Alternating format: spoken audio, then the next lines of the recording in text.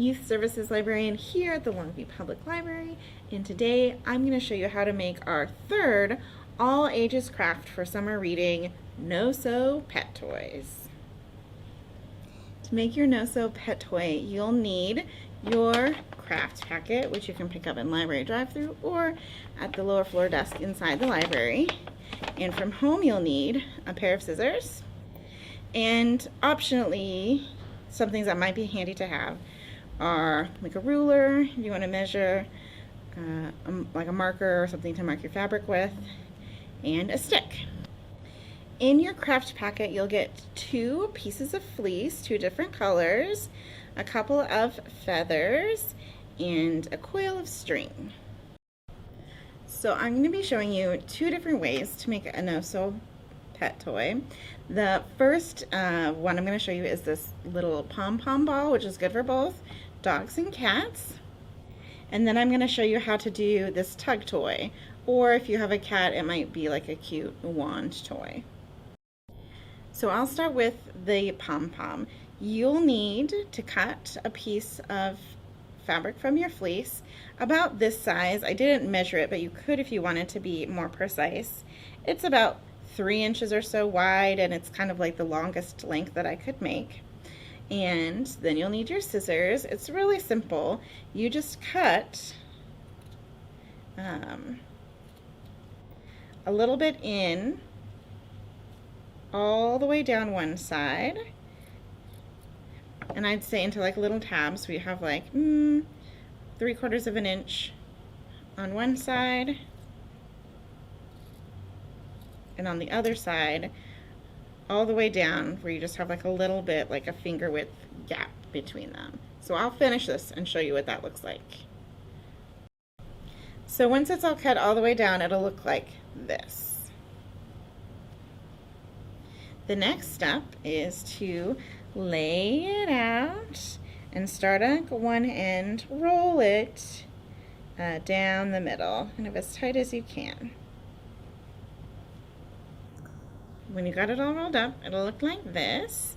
Then you'll take, I have cut a length of the string ahead of time, but you can take your string and you'll just tie it around the middle as tight as you can.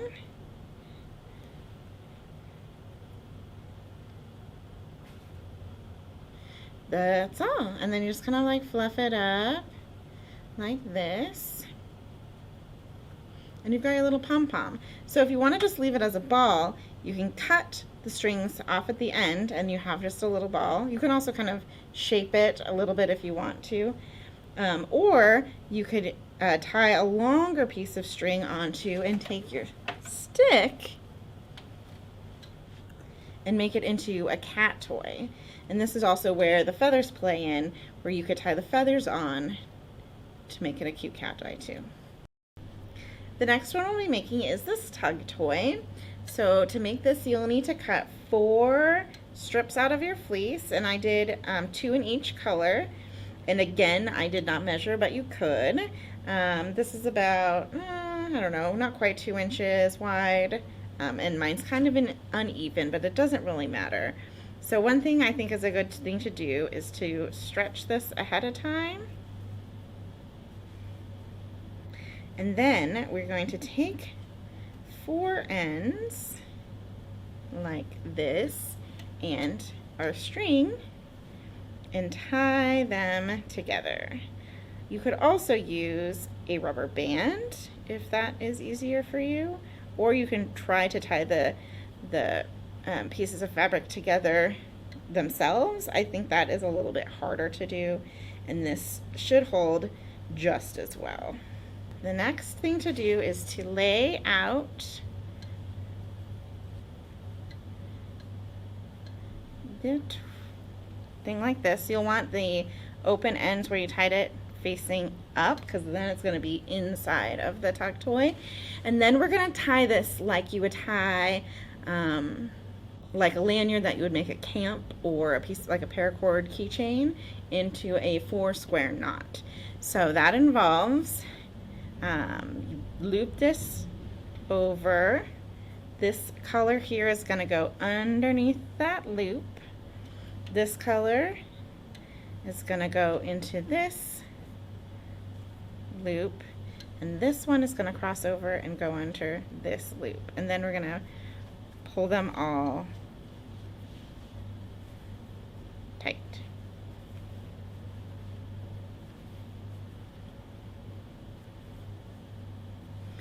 So this makes another knot that kind of reinforces what you've tied here, and that's why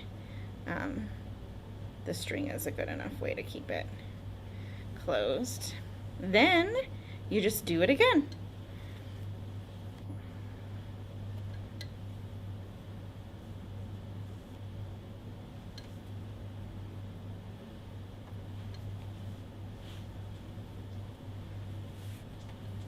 So you're going to keep doing the 4 square knot until, as long as you can, until you're at the edge where you cannot keep tying it anymore, and then you'll just stop and it'll look like this. So I've got some ends here. This one ended up being like a little bit longer than the other ones, and I could cut that off, but it's nice and stretchy, really good for playing tug with your dog. So I have a big stack of books to recommend. These are all dog books to go with this week's craft, and even though I have a whole bunch, it was still really hard for me to narrow it down. The first book I recommend is called Eco Dogs. It's by Corbett Marshall and Jim Descovich, and this is a really cool book that's upstairs in our adult nonfiction collection that has lots of different kinds of projects of things to do for your dog. So there's like recipes for dog food and treats. There's recipes for like cleaners and stuff too that are all eco-friendly.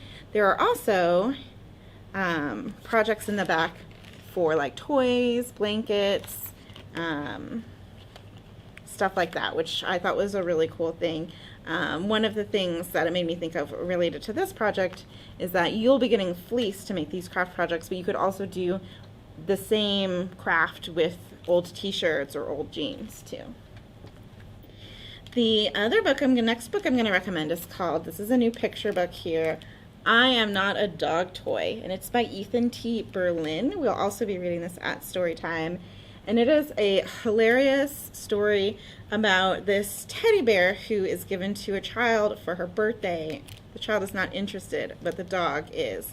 But the bear keeps insisting that it is not a toy for dogs. This book is called Just Joking Dogs, and it's a children's book of dog jokes, and it's full of great jokes, real fun, cheesy ones. Here is a sample. What is a French bulldog's favorite color? Green. Knock knock. Who's there? Breed. Breed who? Have you got any breed? I want to make a sandwich. It's great. Okay.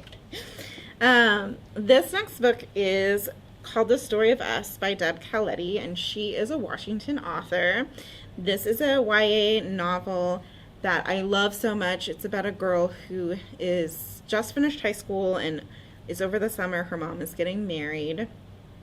So it's about that, but it's also about growing up and kind of moving on and becoming an adult. She has also broken up with her long-term high school boyfriend and is also grieving her dog who has recently died. And I love this. She talks a lot about her relationship with her dog growing up, and there's just not a lot of great dog relationship stories in teen books, and I really, really liked this book for that. And then these two books are part of a series called Dogs of War, and they're by Kirby Larson. This one's called Liberty, and this one is called Dash, and they are all different World War II stories about kids in different World War II circumstances and their dogs. So Dash is about a Japanese American girl who is sent with her family to a Japanese internment camp during World War II and has to leave her dog behind. And Liberty, I have not read, but this is about a boy who lives in New Orleans and it has to do with kind of the polio crisis at that time. Just two more great nonfiction choices. This one is called A Dog in the Cave, The Wolves Who Made Us Human by Kay Friedenborg. I love this book. I learned so much. It's all about the evolution of dogs and how dogs evolved with humans to be companions for us, with us.